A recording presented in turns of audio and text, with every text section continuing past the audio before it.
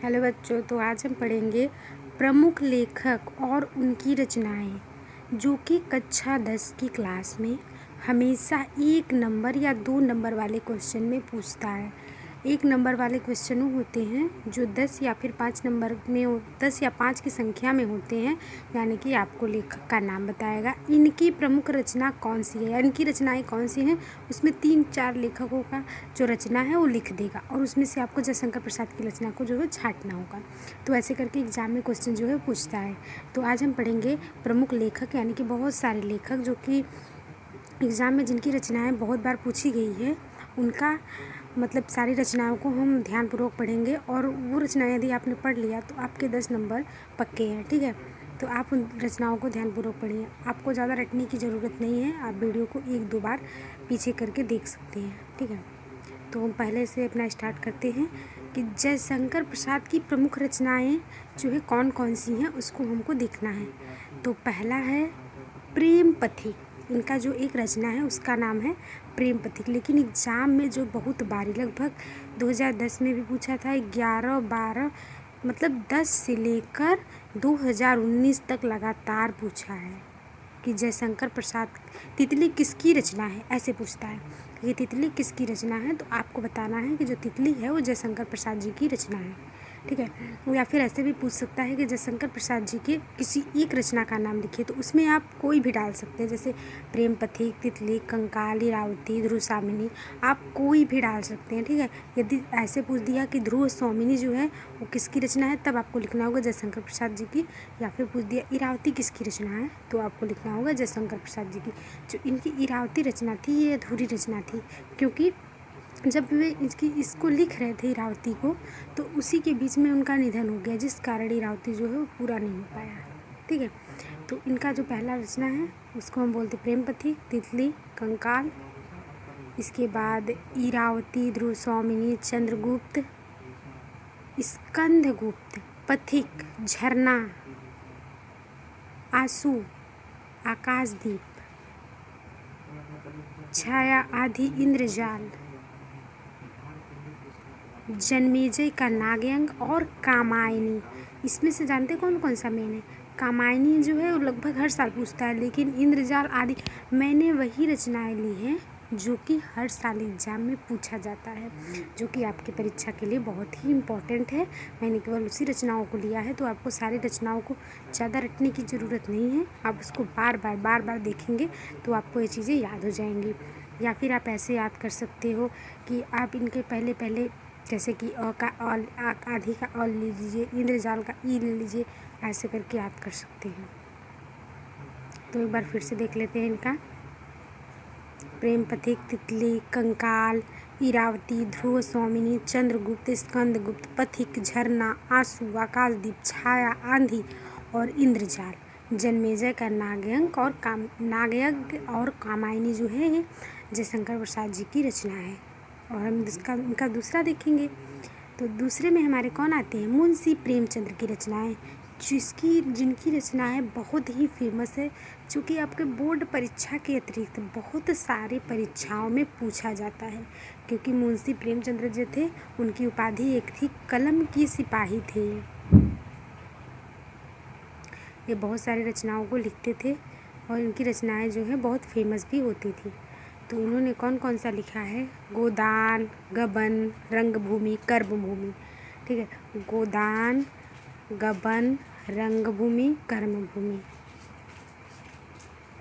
कायाकल्प, सेवा सदन और प्रेमाश्रय। ये इनकी प्रमुख कविताएं मतलब प्रमुख रचनाएं हैं, जो कि लगभग एग्ज़ाम में बहुत बारी पूछा गया है। मैंने जैसा कि आपको बताया कि मैंने वही लिया है जो कि एग्ज़ाम में बहुत बार पूछता है और आपके लिए इम्पोर्टेंट है। तीसरे कौन हैं? तीसरे हैं मलिक मोहम्मद जायसी जी की। इनकी प्रमुख रचनाओं को हम देखते हैं। तो इनकी प्रमुख रचनाओं में से एक है पद्मावत। ठीक है, पद्मावत जिस पे एक मूवी भी बनी है। पद्मावत भी एक मूवी भी बनी है जिस पे रानी पद्मावती की पूरी कहानी है। तो पद्मावत किसने लिखा था? वो लिखा था मलिक मोहम्मद जायसी जी ने। चित्रलेखा, कहरनामा, आखिरी कलम।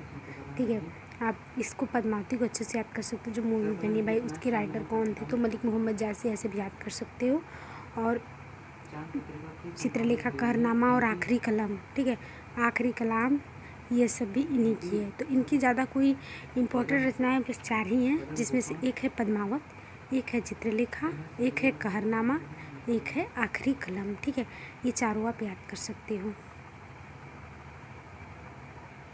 आप इसको याद कर सकते हो जैसे कि चिप आँख, ठीक है, चिप आँख, चिप आँख का कहर, ऐसे भी याद कर सकते हो। चिप चिपाती हुई आँख का कहर, मलिक मोहम्मद जैसी जी की प्रमुख रचना है, ठीक है। तो चौथा किसका इम्पोर्टेंट है? चौथा है विष्णु शर्मा की प्रमुख रचना। इनका एक ही जो है रचना है वो प्रमुख है, जिसका नाम है पंचतंत्र। पंचतंत्र जो है ये विष्णु शर्मा ने लिखी है, जिसकी कहानियाँ लगभग हम बचपन से ही पढ़ते आ रहे हैं। तो आपको उनके राइटर का नाम तो पता नहीं होगा, ठीक है, तो वो हैं विष्णु शर्मा, ठीक है। तो इनका जो विष्णु शर्मा जी हैं उनका एक ही रचना जो है एग्जाम में पूछा जाता है, जिसका नाम है पंचतंत्र।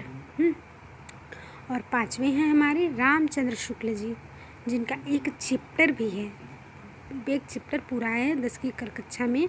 तो इनकी रचनाएं जो हैं 2 तो बहुत बारी पूछी गई हैं और भी पूछी जाती हैं, जिनका नाम है चिंतामणि, रश्मि मानसा। रश्मि मानसा तो लगभग हर साल पूछा जाता है और इस साल भी ज़रूर पूछा जाएगा, और चिंतामणि। फिर आते हैं 6ठे नंबर पे हमारे गोस्वामी तुलसीदास। इन्होंने क्या लिखा था? रामचरितमानस, जो कि हिंदू धर्म का बहुत ही पवित्र ग्रंथ माना जाता है। और विनय पत्रिका, दोहावली, कवितावली, ठीक है, जितनी वली करके रहते हैं वो सब तुलसीदास जी ने लिखा है। तो आप ऐसे याद कर सकते हो भाई। देखिए यहाँ पे भी आ गया गीतावली, वैराग्य संदीपनी, पार्वती मंगल और जानकी मंगल। मंगल वाला भी इन्होंने ही लिखा है। तो इनका फिर से एक बार देखते हैं। कवितावली, गीतावली, वैराग्य संदीपनी, पार्वती मंगल, जानकी मंगल, दोहावली, विनय पत्रिका और रामचरितमानस, ये तुलसी जी की प्रमुख रचनाएं हैं। और देखते हैं फिर रामधारी सिंह दिनकर जी की प्रमुख रचनाएं। तो इन्होंने लिखा है उर्वशी, हुंकार और रेणुका। तो हम देखेंगे कि मतलब रामधारी सिंह दिनकर जी की प्रमुख रचनाएं जो है, मैंने जैसा कि बताया कि उर्वशी, हुंकार, रेणुका है। तो उसके साथ साथ कुरुक्षेत्र, जो कि ये भी पूछता है हर साल एग्जाम में लगभग आपके मॉडल पेपर में भी आया है, कुरुक्षेत्र और रेणुका, ठीक है। और देवकी नंदन खत्री जी का देखते हैं। तो इनका एक ही प्रमुख रचना है जो कि एग्जाम में पूछता है, जिसका नाम है चंद्रकांता। चंद्रकांता देवकी जी नंदन जी खत्री जी का प्रमुख रचना है, जो कि एग्जाम में पूछता है, चंद्रकांता। इसके नाम का एक सीरियल भी आता था, जो पहले के लोग जो है बहुत अच्छे से बहुत चाव से देखते थे, ठीक है। तो 9वां मेरा कौन सा है, मतलब 9 हमारा कौन सा है? अयोध्या सिंह उपाध्याय हरिओध जी की प्रमुख रचना है। अयोध्या सिंह हरिओध उपाध्याय, इनका जो है 12वीं क्लास में एक चैप्टर है, ठीक है। इनका जीवन परिचय ये सब लिखा जाता है, तो आपको उसे पढ़ने की आवश्यकता नहीं है। बस इनका जो जैसे पूछ देगा कि प्रिय प्रवास के लेखक का नाम लिखिए, ठीक है। इसकी प्रिय प्रवास की रचना किसने की थी, ऐसे पूछ सकता है। रस कलश की रचना किसने की थी, या फिर अधकिला फूल किसकी रचना है, ऐसे भी क्वेश्चन पूछ सकता है। या फिर पूछेगा कि हरिओध का प्रमुख रचना का नाम लिखिए, एक रचना की नाम लिखिए, 2 रचनाओं के नाम लिखिए, ऐसे पूछ देगा। तो आपको पता रहेगा तभी ना आप लिख पाओगे। तो ठीक है, तो पहला है हम लोग का अधकिला फूल, दूसरा प्रिय प्रवास, रस कलश और पद्म प्रसून। और इसके बाद इसके साथ साथ है वैदेही वनवास।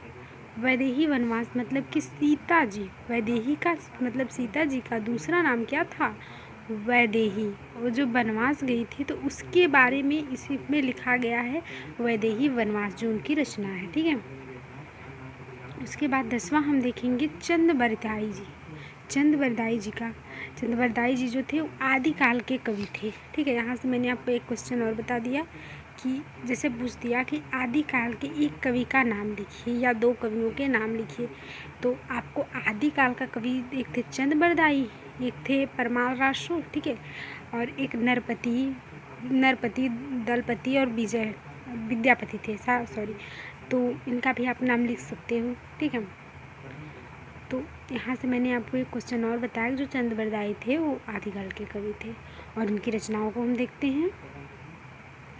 पृथ्वीराज रासो मतलब चंद बरदाई जी ने लिखा था पृथ्वीराज रासो, जो कि बहुत इंपॉर्टेंट है। ये हर साल लगभग एग्ज़ाम में 10वीं में भी और 12वीं में भी हमेशा पूछता रहता है कि पृथ्वीराज रासो किसकी रचना है, या फिर इनकी जो प्रमुख रचना है उसका नाम लिखिए, या पृथ्वीराज रासो के लेखक कौन है, ऐसे 1 नंबर में या 2 नंबर में ज़रूर पूछता है। और दूसरा है फणीश्वर नाथ रेणु की प्रमुख रचना, ठीक है, उनका जो था एक ही था, पृथ्वीराज रासो जो था वो उनका था। और अब देखेंगे फणीश्वर नाथ रेणु जी की प्रमुख रचनाएं, ठीक है, तो इनका है मैला आंचल और वृंदालाल वर्मा की प्रमुख रचनाओं को हम देखेंगे। फणीश्वर नाथ रेणु जी का बहुत ही इम्पोर्टेंट है मैला आंचल, ये 2000 ये पूछा था 2018 में और 2019 में। 20 में तो एग्ज़ाम ही नहीं हुआ था, 18 और 19 में ये पूछा गया था क्लास 10 में। अब हम देखेंगे वृंदालाल वर्मा जी की प्रमुख रचना है। तो इनकी प्रमुख रचना एक है जिसका नाम, तो इनकी वृंदालाल वर्मा जी की मृगनयनी जो है वो बहुत ही वर्ल्ड फेमस है भाई, ये भी एग्जाम में बहुत बार पूछता है। यदि आपको नहीं याद हो रहा है तो आप ऐसे याद कर सकते हैं। एक मृगनयनी थी भाई, वो वृंदावन में चली गई।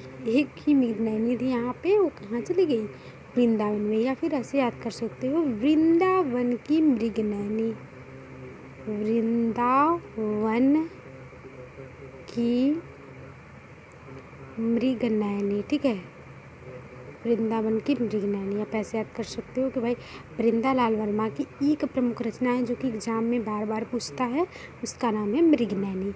ओके, तो अगला है हमारा कबीर जी की प्रमुख रचना है।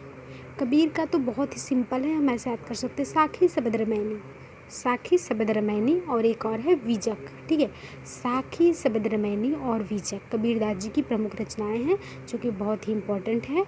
और इसको याद करना भी कोई मतलब बहुत बड़ा काम नहीं है, इसको हम अच्छे से याद कर सकते हैं। एक था विजक और साखी शबद रामायणी, ठीक है, एक ही तरह साखी शबद रामायणी। इसके बाद महादेवी वर्मा का हम देखेंगे कि महादेवी वर्मा ने लिखा था यामा दीपशिखा रश्मि गिल्लू। ओके, यामा दीपशिखा रश्मि गिल्लू, यह दीप गिल्लू ने रश्मि को दीप दिया, गिल्लू ने रश्मि को दीप दिया। आप ऐसे याद कर सकते हो यदि याद नहीं हो रहा है, गिल्लू ने रश्मि को दीप दिया, गिल्लू ने रश्मि को दीप दिया। फिर से एक बार देखते हैं, गिल्लू ने रश्मि को दीप दिया, ठीक है। अब तो मेरे हिसाब से याद ही हो गया होगा। इसके बाद देखते हैं अगला कि सूर्यकांत त्रिपाठी निराला जी की प्रमुख रचनाएं। तो पहला इनका कुकुरमुत्ता, ठीक है, कुकुरमुत्ता, और इसके बाद है अनामिका परिमल। आप ऐसे भी याद कर सकते हो इनका सूर्यकांत त्रिपाठी निराला जी का कि आप कुकुर हैं। ओके, आप जो हैं क्या हैं, कुकुर हैं। सूर्यकांत त्रिपाठी निराला जी का आ से अनामिका, प से परिमल, कु से कुकुरमुत्ता, ठीक है। इसके बाद देखेंगे केशव जी का, केशव दास जी की प्रमुख रचनाएं। तो इन्होंने लिखा था रसिक प्रिया कवि प्रिया, जो प्रिया प्रिया करके है वो केशव दास जी के है, ठीक है। केशव दास जी गाना गाते भाई, ओ प्रिया प्रिया, ठीक है, ओ प्रिया प्रिया गाना था ना, ठीक है। इनका याद करने के लिए भाई वो गाना था जो मैंने आपको बताया था प्रिया प्रिया वाला, उससे भी आप याद कर सकते हो, ठीक है। यानी कि केशव दास जी वो गाना गाते हैं, ओ प्रिया प्रिया रसिक प्रिया कवि प्रिया, ठीक है। और आगे का देखते हैं हम। तो 15वां हमारा बाल कृष्ण शर्मा का, ठीक है, नवीन बाल कृष्ण शर्मा नवीन इनका नाम है। इनकी प्रमुख रचनाओं को हम देखेंगे। तो इनकी प्रमुख रचनाएं हैं उर्मिला, ठीक है, ये उर्मिला जो है ये इनका बाल कृष्ण शर्मा जी की प्रमुख रचना का नाम है उर्मिला, ठीक है। इसके बाद हम देखेंगे अगला कि अगला कौन हमारे राइटर है भाई। तो अगले हमारे राइटर है वृंदालाल वर्मा, जिनकी प्रमुख रचनाओं को हमें देखना है। तो इनकी एक ही रचना है जो बहुत प्रमुख है, जिसका नाम है मृगनयनी, ठीक है। मृगनयनी जो है वृंदालाल वर्मा जी की प्रमुख रचना है। आप ऐसे याद कर सकते हो कि वृंदावन की सभी मृगों के सभी स्त्रियों की आँखें जो होती हैं वो किस प्रकार होती हैं? एक मृग नैनी के प्रकार होती हैं। मृग नैनी यानी जो हिरण की आँखें होती हैं वो बहुत ही अच्छी होती हैं। तो आप ऐसे याद कर सकते हो कि वृंदावन की सभी स्त्रियों की आँख कैसी होती है? मृग नैनी के समान होती है, हिरण के समान होती है। ठीक है, अब देखेंगे यशपाल जी की प्रमुख रचनाएं। तो यशपाल जी ने क्या क्या लिखे थे? यशपाल जी ने लिखा था दादा कामरेड और झूठा सच। यशपाल जी की 2 प्रमुख रचनाएं हैं जो कि एग्जाम में बहुत बार रिपीटेड है। ठीक है, रिपीटेड है, बहुत बार पूछता है कि बताइए दादा कामरेड जो है किसकी रचना है या फिर यशपाल जी की रचना लिखी है। यशपाल जी की 2 रचनाएं लिखी, ऐसे भी एग्जाम में क्वेश्चन पूछ चुका है। उसके बाद हैं सुभद्रा कुमारी चौहान। ठीक है, जिनकी प्रमुख रचनाओं के बारे में हम पढ़ेंगे। तो उनकी एक रचना है जिसका नाम है झांसी की रानी। ये बहुत ही इम्पोर्टेंट है, ये आपके कक्षा 10 में एक शायद चैप्टर पे है ना, झांसी रानी लक्ष्मीबाई की समाधि पर। तो आप सुभद्रा कुमारी चौहान जी इनकी ये रचना बहुत ही इम्पोर्टेंट है। सॉरी, इनकी ये रचना जो है वो बहुत ही इम्पोर्टेंट है। और आगे इनका जो मुकुल है और त्रिधारा बिखरे मोती, ये भी बहुत इम्पोर्टेंट है, यानी कि बहुत बार एग्जाम में जो है पूछे जा चुके हैं। ठीक है, और आगे देखते हैं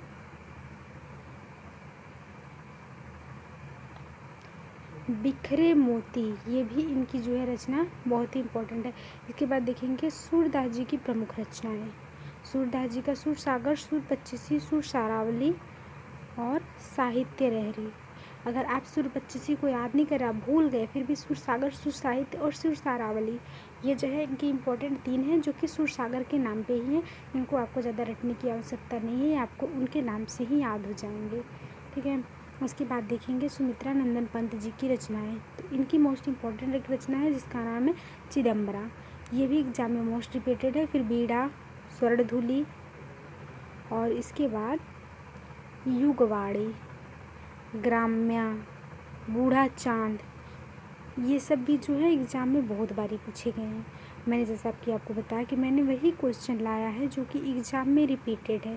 ठीक है, और हर साल रिपीटेड क्वेश्चन ही दूसरे साल आते हैं। ठीक है, जो रिपीटेड क्वेश्चन होते हैं, यानी हम 10 ईयर सॉल्व करने के लिए क्यों बोलते हैं? क्योंकि जो रिपीटेड क्वेश्चन है वो बार बार एग्जाम में पूछता रहता है, तो इसीलिए हम बोलते हैं 10 ईयर कर लो भाई, तो 70% आप सिलेबस को क्या किए, कवर कर लिए।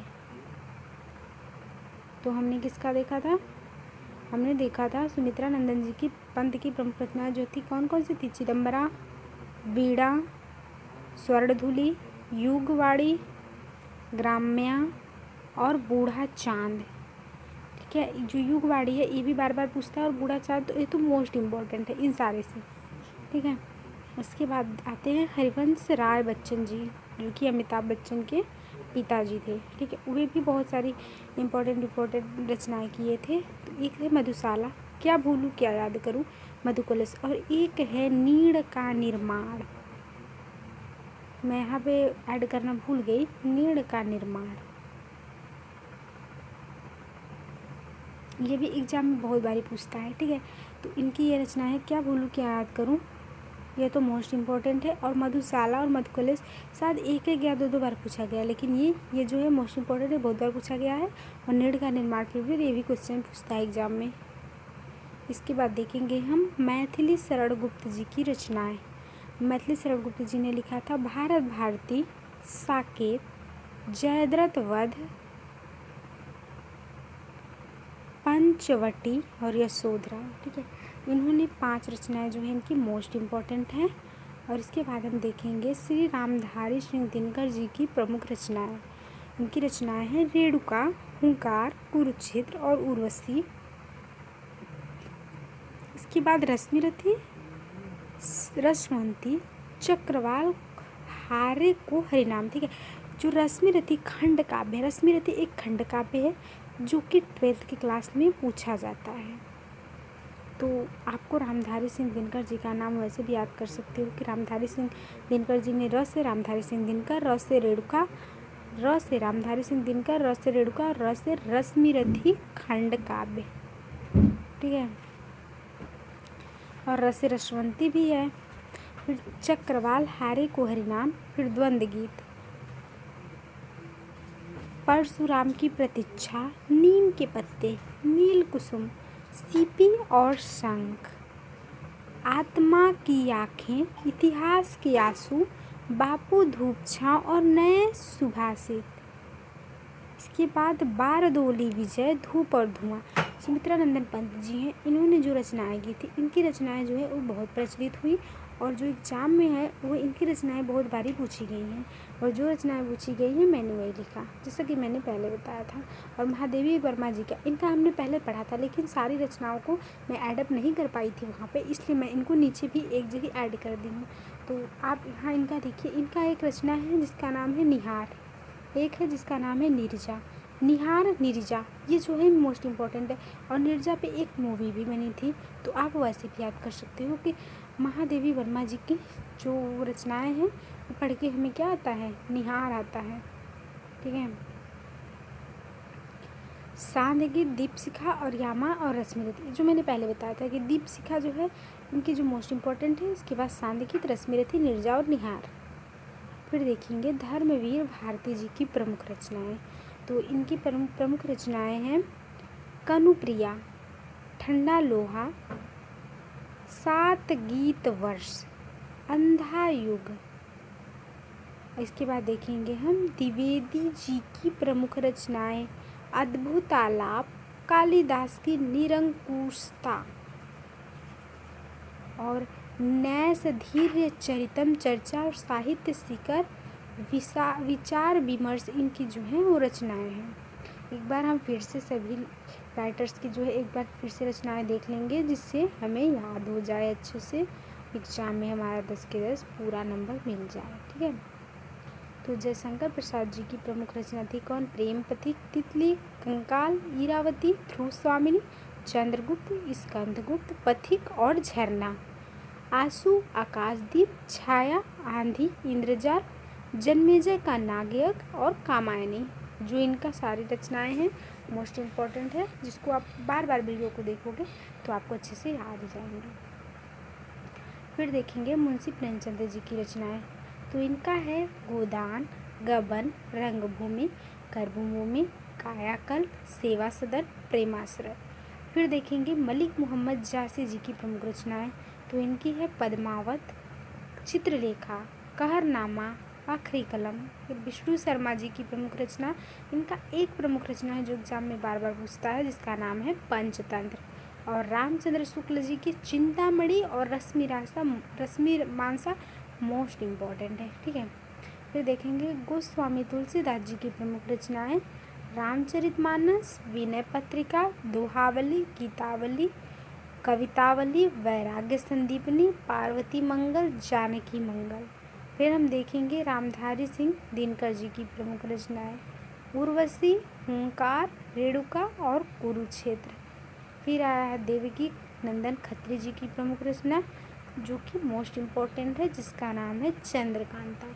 फिर अयोध्या सिंह उपाध्याय हरिओत जी की प्रमुख रचनाएं, तो अधकिला फूल, प्रिय प्रवास, रस कलश, पद्म प्रसून, वैदेही वनवास। फिर देखेंगे चंद बरदाई जी की प्रमुख रचनाएं, तो इनका है पृथ्वीराज रासो। ये जो है पृथ्वीराज रासो इनका मोस्ट इम्पॉर्टेंट रचना है, ठीक है, जो कि एग्जाम में पूछता है। फिर फणीश्वर नाथ रेणु जी की प्रमुख रचना को देखेंगे, जिसका नाम है मैला आंचल। फिर विंदालाल वर्मा जी की प्रमुख रचना जिसका नाम है मृगनयनी। कबीर की प्रमुख रचनाएं हैं विजय, साखी, शबद और रामायणी।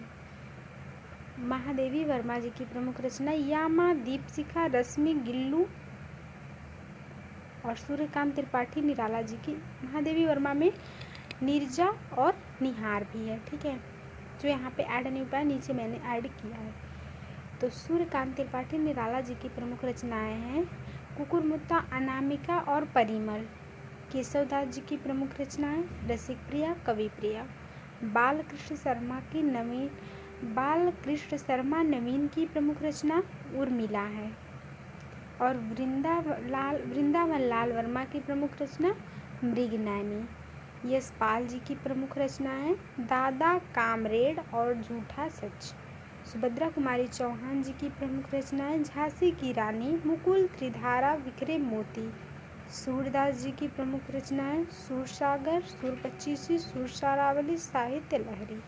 और सुमित्रा नंदन पंत जी की प्रमुख रचनाएं चिदम्बरा, वीणा, स्वर्णधुली, युगवाड़ी ग्राम्या, बूढ़ा चांद। और हरिवंश राय बच्चन जी की प्रमुख रचनाएं मधुशाला, क्या भूलूं क्या याद करूं, मधुक्लेश। मैथिली शरण गुप्त जी की रचनाओं को देखेंगे भारत भारती और साकेत, जयद्रथ वध, पंचवटी और यशोधरा।